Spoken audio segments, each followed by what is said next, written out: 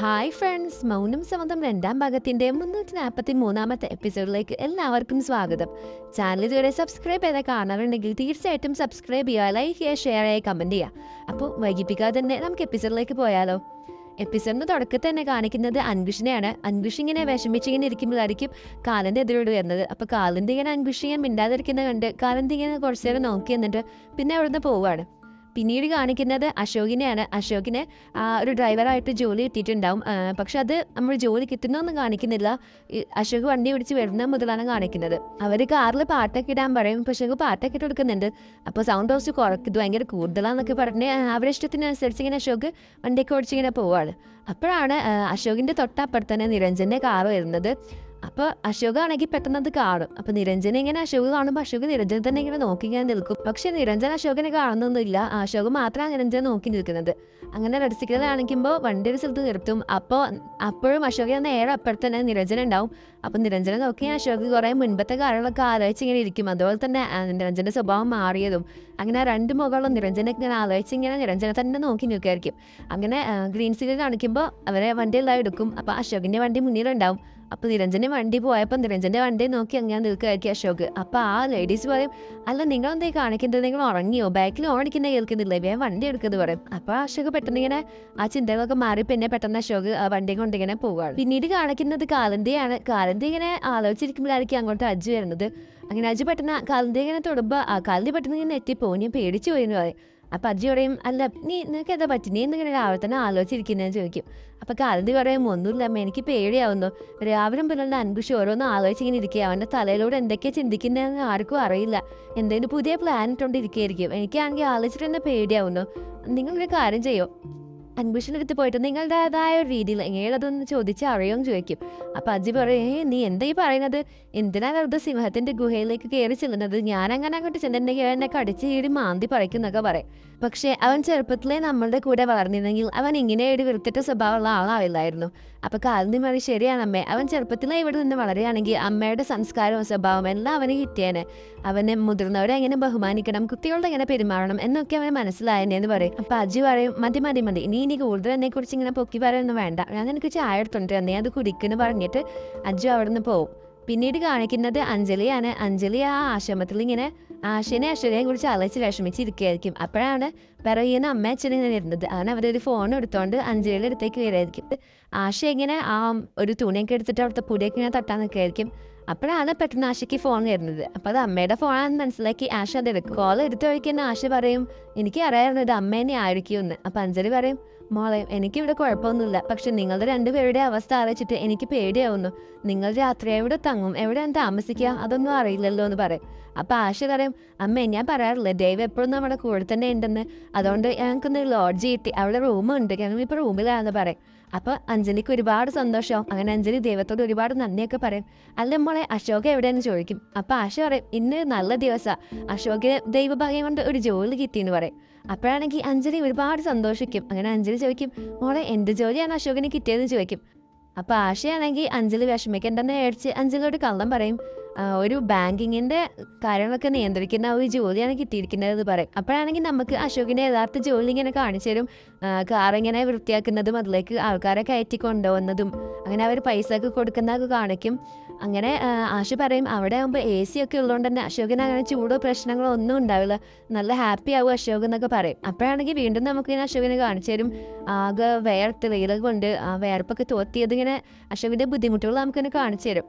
അങ്ങനെ അഞ്ജലി വിഷമിക്കേണ്ടത് വെച്ചിട്ടാണ് ആശ അങ്ങനെ കള്ളം പറഞ്ഞത്. അപ്പം അഞ്ജലി ആണെങ്കിൽ ഇതിനാ കേട്ട് ഒരുപാട് ഹാപ്പി ആവും, ദൈവം നമ്മുടെ കൂടെ തന്നെ ഉണ്ട്, ഇപ്പം എനിക്ക് സമാധാനമായി എന്നൊക്കെ പറഞ്ഞ് അഞ്ജലി ഒരുപാട് ഹാപ്പി ആവും. അങ്ങനെ അഞ്ജലി ചോദിക്കും, അല്ല നിങ്ങൾക്ക് റൂമൊക്കെ കിട്ടിയില്ലേ, റൂമൊക്കെ എങ്ങനെയുണ്ട്, നല്ല വൃത്തിയും വെടിപ്പൊക്കെ ഉണ്ടോ എന്ന് ചോദിക്കും. അപ്പോഴും ആശ കള്ളം പറയുമായിരിക്കും, അതേ അമ്മ, നല്ല നല്ല വീടാണ്, നല്ല വലിപ്പമൊക്കെ ഉണ്ട്, നല്ല വൃത്തിയൊക്കെ ഉണ്ട്, അമ്മ പേടിക്കേണ്ട, ഒക്കെ നല്ലതുപോലെ നടക്കുന്നുണ്ട് ഇപ്പോൾ എന്ന് പറയും. അപ്പം അഞ്ജലിക്ക് ഒരുപാട് ഹാപ്പി ആവും. അങ്ങനെ അഞ്ജലി പറയും, എന്നാൽ ഞാൻ നിങ്ങളെ അങ്ങോട്ട് കാണാൻ വരാമെന്നൊക്കെ പറയും. അപ്പോൾ ആശ പറയും, അതെന്തിനാ അമ്മ വെറുതെ ബുദ്ധിമുട്ടുണ്ടോ, ഞങ്ങൾ അങ്ങോട്ട് കാണാൻ വരാമെന്നൊക്കെ ആശയം പറയും. അങ്ങനെ അഞ്ജലി ഒരുപാട് ഹാപ്പി ആവും. അപ്പോൾ അഞ്ജലി പറയാം, എന്നെ ശരി മോളെ സൂക്ഷിക്കണം കേട്ടോ, അശോകിനെ നന്നായി നോക്കണം എന്നൊക്കെ പറഞ്ഞിട്ട് അഞ്ജലി ഫോൺ കട്ട് ചെയ്യും. അങ്ങനെ ആശയാണെങ്കിൽ ഫോണെല്ലാം കട്ട് ചെയ്ത് കുറച്ച് വിഷമത്തോടെ തന്നെ ആ റൂമിലേക്ക് ഇങ്ങനെ നോക്കും. അങ്ങനെ പിന്നെ ആശ വീണ്ടും ക്ലീനിങ് ഒക്കെ തുടങ്ങും. പിന്നീട് കാണിക്കുന്നത് ആശയെ തന്നെയാണ്. ആശ ഇങ്ങനെ കുറച്ച് രാത്രിയൊക്കെ ആയപ്പോൾ കിച്ചണിലേക്ക് ഇങ്ങനെ വരികയാണ്. ഇങ്ങനെ മെല്ലെ ഇങ്ങനെ നോക്കുമ്പോൾ അവിടെ ഒരാളിരുന്ന് ഇങ്ങനെ കുക്ക് ചെയ്യുന്നത് കാണാം. അവിടെ ആണെങ്കിൽ തീരെ വൃത്തിയൊന്നുമില്ല, കുറേ സാധനങ്ങളൊക്കെ താഴെ വീണെടുക്കുന്നൊക്കെ ഉണ്ട്. അപ്പോൾ ആശ ഇതിങ്ങനെ കണ്ടിട്ട് മനസ്സിലിങ്ങനെ വിചാരിക്കും, അയ്യോ എന്ത് കിച്ചണാണ് എന്തൊരു വൃത്തി എന്ന് പറഞ്ഞ സാധനം അടുത്ത കൂടെ തന്നെ പോയിട്ടില്ലല്ലോ. എൻ്റെ ഭർത്താവാണെങ്കിൽ രാവും പകലും കഷ്ടപ്പെട്ട് അധ്വാനിച്ച് വരുമ്പോൾ നല്ല രീതിയിലുള്ള ഫുഡ് ഉണ്ടാക്കി കൊടുക്കാനും കൂടെ എനിക്ക് പറ്റില്ല. ഇങ്ങനത്തെ ഫുഡ് കണ്ടാൽ തന്നെ അശോക് കഴിക്കില്ല. എന്ത് ചെയ്യും ഞാനിപ്പോൾ? എനിക്ക് തന്നെ എന്തെങ്കിലും അശോക് നല്ലൊരു ഫുഡ് ഉണ്ടാക്കി കൊടുക്കണമല്ലോ എന്നിങ്ങനെ പറഞ്ഞിട്ട് ആശമല്ല ആ കിച്ചണിലേക്ക് ഇങ്ങനെ കയറും. എന്നിട്ട് അവിടെ പാചകം ചെയ്തുകൊണ്ടിരിക്കുന്ന ചേട്ടനോട് പറയും, ചേട്ടാ ഇവിടെ ഇന്ന് എന്തൊക്കെയാണ് ഫുഡെന്ന് ചോദിക്കും. മാഡം, ഫുഡിന് ഇവിടെ ദം ബിരിയാണി ഉണ്ട്, ചിക്കൻ ബിരിയാണി, മട്ടൻ ബിരിയാണി, പിന്നെ ആലു പൊറോട്ട, അതുപോലെ തന്നെ കുറേ പക്കോടകളുണ്ട്, പിന്നെ മധുരത്തിന് വേണ്ടി ഗുലാബ് ജാം, പുഡിങ്, അങ്ങനെ ഒരുപാട് സാധനങ്ങളുണ്ട് എന്ന് പറയും. അപ്പം ആശ ഒരുപാട് ഹാപ്പിയാണ്. ആശ പറയും, ഓ അത് കൊള്ളാലോ, എത്ര അധികം സാധനമൊക്കെ ഉണ്ടോ, ഭയങ്കര വെറൈറ്റി ആണല്ലോ എന്ന് പറയും. അപ്പം അയാൾ പറയും, മാഡം തമാശ പറയാൻ കേട്ടിട്ടില്ലേ? പക്ഷെ എന്ന് പറയും. അതുപോലത്തെ തമാശ പറഞ്ഞാണ് ഞാനിപ്പോൾ. മാഡം ഇവിടെ വലിയ ഹോട്ടലിലൊന്നുമല്ലോ വന്നിരിക്കുന്നത്, ഇവിടെ ഇങ്ങനത്തെ സാധനങ്ങളൊക്കെ കിട്ടുള്ളൂ. എന്തെങ്കിലും കുറച്ച് ചോറ്, പിന്നെ പരിപ്പ്, റൊട്ടി, കുറച്ച് പച്ചക്കറി, അതൊക്കെ ഇവിടെ കിട്ടുള്ളൂ എന്ന് പറയും. അപ്പോൾ ആശ പറയും, അയ്യോ അത് ശരിയാവില്ലെന്ന് തന്നെ വിചാരിക്കും. അപ്പോൾ അയാൾ പറയും, അതുമല്ല ഈ കിച്ചണിലേക്ക് ഇങ്ങനെ വേറെ കയറാനുള്ള പെർമിഷൻ പോലും ഇല്ല, അതുകൊണ്ട് മാഡം ഇവിടുന്ന് പോകാൻ പറയും. അപ്പോൾ ആശ ഇങ്ങനെ വിഷമിച്ചിട്ട് പറയും, ഇതുപോലത്തെ ഫുഡൊന്നും ഞാൻ പോലും കഴിക്കില്ല, തീരെ വൃത്തിയില്ല. പിന്നെ അശോകിൻ്റെ കാര്യം പറയേ വേണ്ട, അശോകിനത് കണ്ടാൽ തന്നെ ചിലപ്പോൾ വേണ്ടെന്ന് പറയും. ഇനിയിപ്പോൾ എന്താ ചെയ്യാമെന്ന് ഞാൻ ആലോചിക്കും. അപ്പോൾ ആശ ഇങ്ങനെ ചോദിക്കും, ചേട്ടാ ഇവിടെ റൈറ്റ് സലാഡെങ്കിലും കിട്ടില്ലേ ഫുഡിൻ്റെ കൂടെ? നിങ്ങൾ പേടിക്കേണ്ട, അതിൻ്റെ ബില്ല് ഞങ്ങൾ പിന്നെ തരാം ഇതിൻ്റെ കൂടെ എന്ന് പറയും. അപ്പോൾ അയാൾ പറയും, ഓ മാഡം ഒന്ന് ഇവിടെ നിന്ന് പോവുമോ? മാഡം ഇങ്ങനെ എന്തെന്ന് എന്നോട് പറയുമ്പോൾ തന്നെ എനിക്ക് ദേഷ്യം വരിക. ഒന്നാമതൊരു ചെറിയ ഇടുക്കുള്ള കിച്ചണും അതിൻ്റെ കൂടെ ഈ ചൂടും, പിന്നെ മാഡത്തിൻ്റെ ഈ വർത്തനം കൂടെ ആകുമ്പോണ്ടല്ലോ എനിക്ക് ദേഷ്യം വരികയാണ്, മാഡം ഒന്ന് ഇവിടെ നിന്ന് പോകുമെന്ന് പറയും. അപ്പോൾ ആശയാണെങ്കിൽ ഓക്കെ ഞാൻ ഇവിടെ നിന്ന് പോവാമെന്ന് പറഞ്ഞ് ആശ പോവും. അങ്ങനെ ആശ പോയിന്ന് കാണുമ്പോൾ അയാൾ മെല്ലെ അവിടെ നിന്ന് എഴുന്നേറ്റിട്ട് ഒരു പ്ലേറ്റൊക്കെ എടുത്ത് അയാൾക്ക് വേണ്ട ഫുഡ് വേറെ അവിടെ ഓൾറെഡി അത് കുക്ക് ചെയ്തിട്ടുണ്ടാവും. കുറച്ച് അത്യാവശ്യം ലാവിഷ് ഫുഡായിട്ട് കുറേ 3 കറിയും പിന്നെ ചപ്പാത്തിയും ഒക്കെ എടുത്തിട്ട് അയാൾ ഇങ്ങനെ കഴിക്കാൻ വേണ്ടി പോവുമായിരിക്കും. അപ്പോഴാണ് ആശ ബാക്കിൽ നിന്ന്, ഹലോ ചേട്ടാ എന്താ ചെയ്യുന്നതെന്ന് ചോദിക്കും. അപ്പം അയാളാണെങ്കിൽ പെട്ടെന്ന് തിരിഞ്ഞു നോക്കുമ്പോൾ ആശ ഇതെല്ലാം കണ്ടുകൊണ്ട് നിൽക്കുന്നുണ്ടാവും. അയാളാണെങ്കിൽ ആകെ ചമ്മനെ ആശ ഇങ്ങനെ നോക്കും. അപ്പം ആശ ചോദിക്കും, ഓ ഇത് കൊള്ളാലോ, അല്ല ഈ ഫുഡൊക്കെ ആർക്ക് വേണ്ടിയിട്ടാ? അല്ല ഇവിടെ എന്തെങ്കിലും സ്പെഷ്യൽ ഗസ്റ്റ് വരാൻ പോകുന്നുണ്ടോ? ഇതിൻ്റെ ഓണർക്ക് ആയിരിക്കും അല്ലേ, ഞാൻ ഇപ്പം കണ്ടതേ ഉള്ളൂ, പുള്ളിക്കാരൻ പുറത്തിരിക്കുന്നുണ്ട്, ഇത് ഓണറിനായിരിക്കും അല്ലേ എന്ന് പറയും. അപ്പം അയാൾ പറയും, ഓണറിന് പുറത്തിരിക്കുന്നുണ്ടോ? അയാൾക്കൊന്നല്ല ഞാനിത് കൊടുക്കുന്നത്, നിങ്ങൾക്ക് അയാൾ ശരിക്കും അറിയായിട്ടാ, അയാളൊരു ബുദ്ധിയില്ലാത്ത കഴുതയാണ്. ഒരു ഭക്ഷണം ഞാൻ അയാളുടെ മുമ്പിൽ നിന്ന് കഴിക്കുന്ന അയാൾ കണ്ടാലുണ്ടല്ലോ, എന്നെ അയാൾ പറയാൻ ബാക്കി പിന്നെ ഒന്നും ഉണ്ടാവില്ല, നിങ്ങൾക്ക് അറിയായിട്ടാ. അല്ല മാഡത്തിന് എന്താ വേണ്ടത്? തൈര് ഉണ്ടാക്കണമല്ലോ പറഞ്ഞത്. അപ്പം പേടിക്കണ്ട, മാഡം ഉണ്ടായിക്കും. മാഡത്തിന് എന്താ വേണ്ടതെന്ന് വെച്ചാൽ അത് പറഞ്ഞോളൂ, ഞാൻ ഇത് തരാം. പച്ചക്കറി വേണോ, എന്താ വേണ്ടത് പറഞ്ഞാൽ മതി, ഞാൻ തരാമെന്ന് പറയും.